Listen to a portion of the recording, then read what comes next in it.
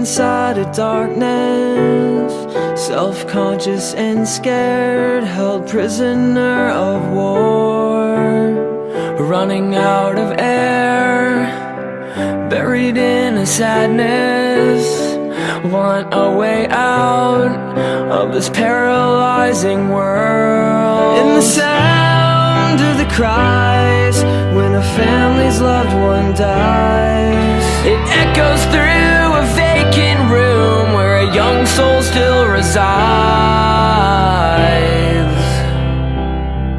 When the night is cold and you feel like no one knows what it's like to be the only one buried in this hole.